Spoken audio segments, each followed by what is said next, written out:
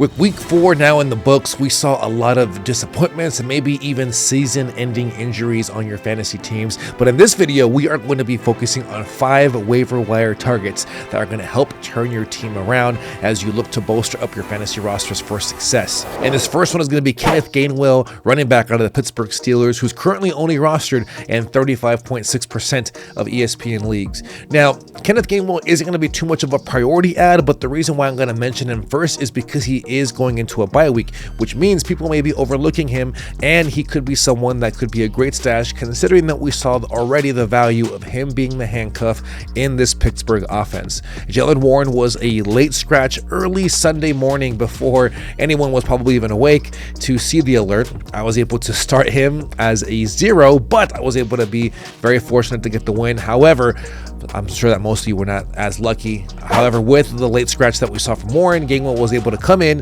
rush for 19 carries, had 99 yards, 2 touchdowns, also had 6 receptions on 6 targets for 35 yards.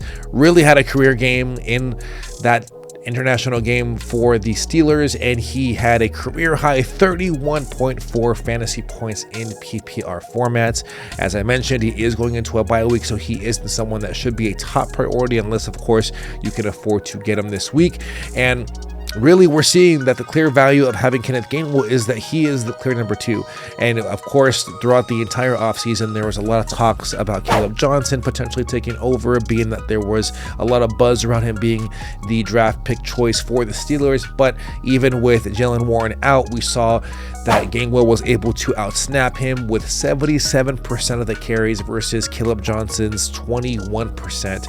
This all just shows us that if anything were to happen to Jaylen Warren like we saw this past week in week 4, Kenneth Gainwell is the running back of choice in this offense. Another running back that we're going to be focusing on is going to be Woody Marks, running back out of the Houston Texans. Marks is actually rostered right now in 33.2% of ESPN leagues, and we saw him have a career game. Really, he had 56% of the snaps, had 21 touches for 119 total yards. He finished the day with 17 total carries, 69 yards, 1 touchdown, also had 4 receptions on 5 targets, had 50 yards in the air as well as 1 receiving touchdown. And as I mentioned, had 56% of the snaps versus Nick Chubb's 42% of the snaps. And we're still seeing that Nick Chubb is getting double-digit touches. I mean, every game this year, he has still had that kind of involvement. However, we're seeing that Woody Marks is the clear running back that has that offensive juice, right? Is able to add some energy. And we're seeing that too with the efficiency, because Marks was not only able to outperform him in, of course, carries and volume, but he also had a more efficient yards per carry with 4.1 versus Nick Chubb's 3.6. And I can only imagine that we're seeing the involvement increasing more for Marks. I believe that more of the same will carry over as we continue on into the season. So Woody Marks for me becomes a priority ad. I would consider maybe even 10 to 15% of your fab for Woody Marks, considering that running backs could be a bit shallow in most leagues. Another player that you're going to want to add on the waiver wire this week is going to be Darren Waller, tight end for the Miami Dolphins. Darren Waller came out of retirement but had to wait a couple weeks to make his debut because of a hip injury that he was nursing, but he was able to come out and make a splash right away. Now, the numbers aren't too flashy, but what really stands out are the touchdowns. He had 3 receptions on 4 targets, 27 yards, and 2 touchdowns. He scored in the second quarter as well as that third quarter in that Monday night matchup versus the Jets. And really, the main thing here is that Tyreek Hill is going to be unfortunately out for the season. We saw that very gruesome injury that he had last night, and we know that the Miami Dolphins offense is going to be now lacking some playmakers, and Darren Waller will at least get the opportunity to at least fill that void.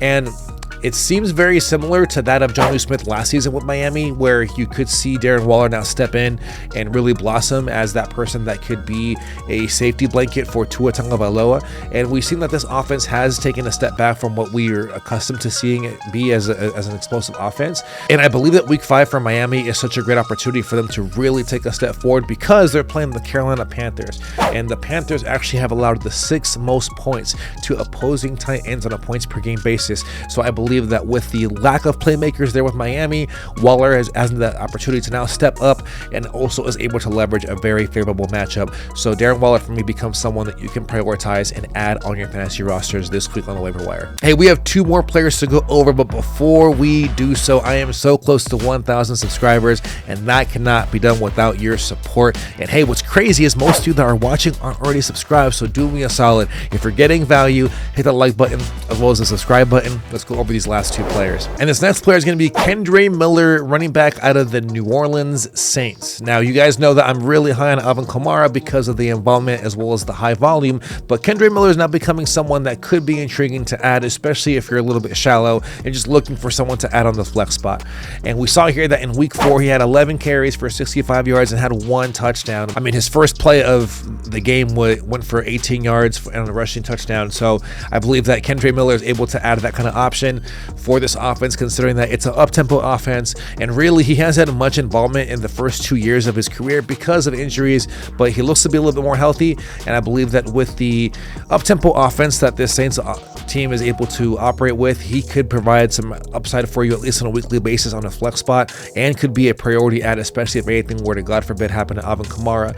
And in week 5, the matchup is quite juicy for the Saints. They go up against the New York Giants, who actually allow the most yards per carry with 6.1 to opposing running backs, as well as the 5th most fantasy points on a points per game basis to opposing RBs. So Kendre Miller, someone that could be used as a flex spot, but more so for me, someone that you can also have as a stash, considering that he can be a very high level handcuff for Alvin Kamara. This last player is going to be Mason Taylor, tight end for the New York Jets. Now, I was high on Garrett Wilson this offseason because I knew that he was going to get all the volume, but the question now relied on, okay, who is going to be the second option for Justin Fields? And I believe we're getting that answer with Mason Taylor, because he's now coming off his 2nd straight week where he is getting a good amount of targets.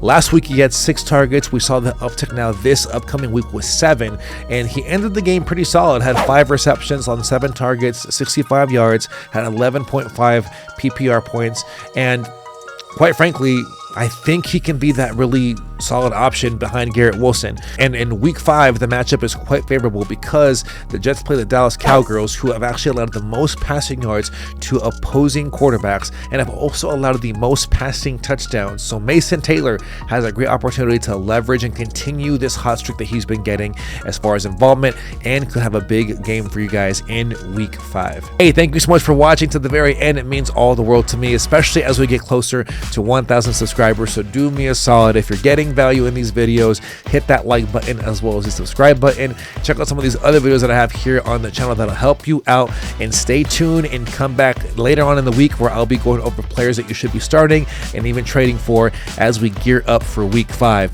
Best of luck to you on the waiver wire. In the meantime, take care. God bless. Peace.